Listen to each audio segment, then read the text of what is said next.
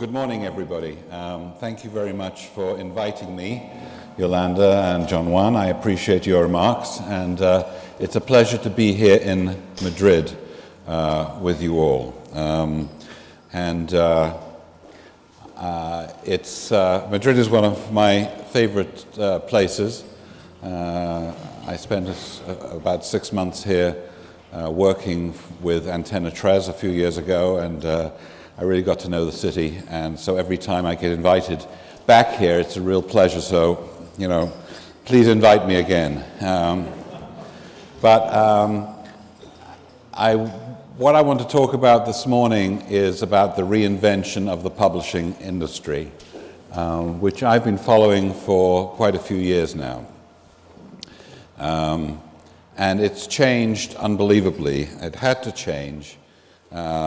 Because in about 2007, after 2007, there was a collapse in terms of advertising. Advertising dropped by about 1/3 in 2 years in the United States. These are ad pages on the left-hand side. In magazines and in newspapers, advertising revenue dropped by about 60% over the same period.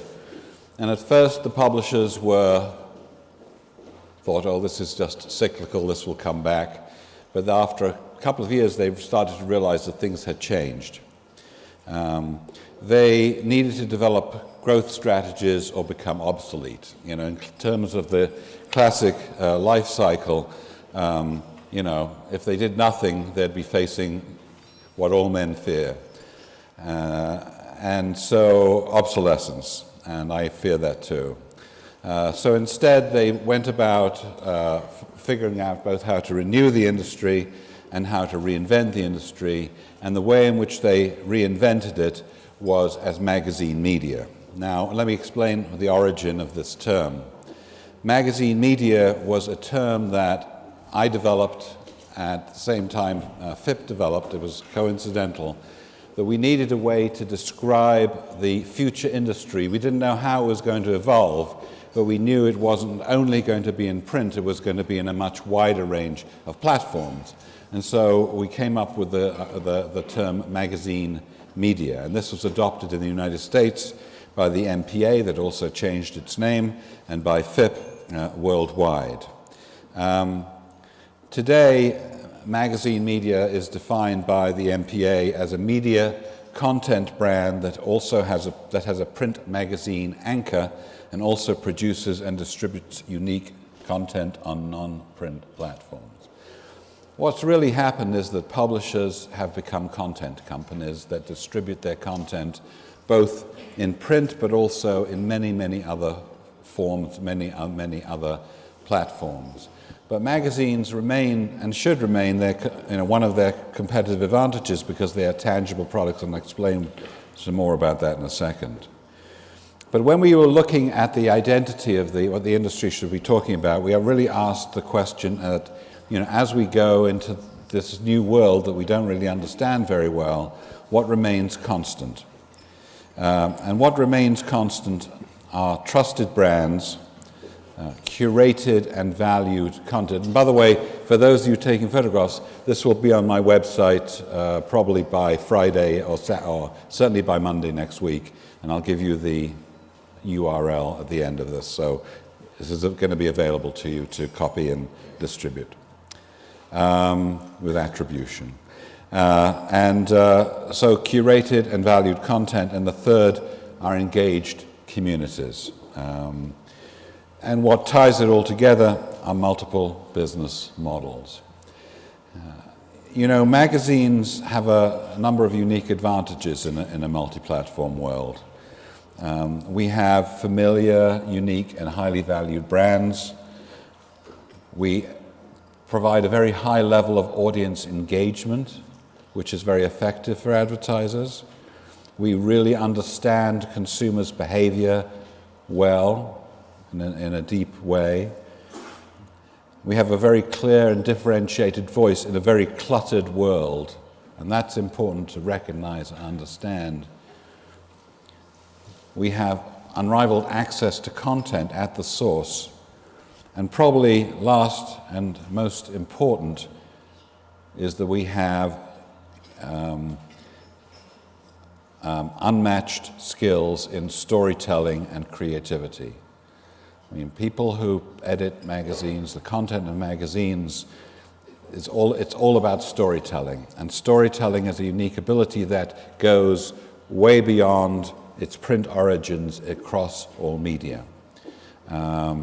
Magazines, historically, the print magazines were the way in which we aggregated audiences. Today we aggregate audiences across a very wide range of different platforms.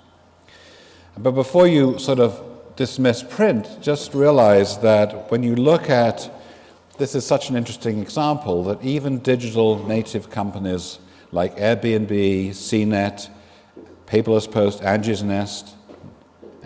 List, Net-a-Porter, WebMD, and Politico, and Uber, these are all digital companies, right? But within the last 12 months, each of them has produced a print magazine. All right? I mean, that's pretty interesting, right? They have come back to realize that, and here are some of what they say. We think there's a tremendous opportunity to extend our brand, WebMD, Net-a-Porter, print allows us to offer a more in-depth experience, etc.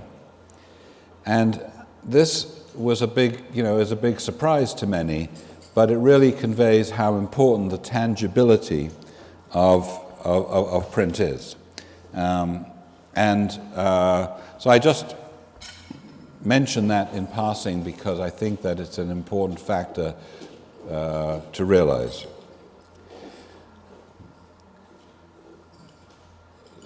Here are some of the things that magazines, media have to do in order to compete in this world. They have to continue to offer quality content that consumers want and value. They have to be ubiquitous. They have to be wherever and whenever consumers want it on every platform. There's a lot of research that consumers expect their favorite brands to be everywhere, to be on television, on the web, on their phones, on their tablets, and print in retail stores. This is an expectation that consumers have today, and we have to really reflect that too. Magazine media have to be indispensable. I'll come back to the term indispensable a little later. But one of the great assets that magazines have is their indispensability.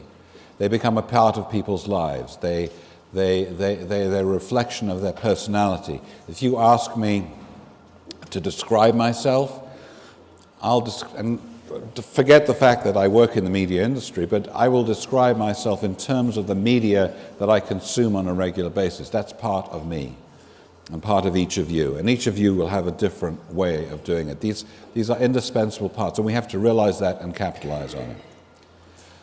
They have to be effective. They have to be effective for advertisers to reach and engage audiences. There's a lot of work that's being done in order to make sure that access and use of magazines is opened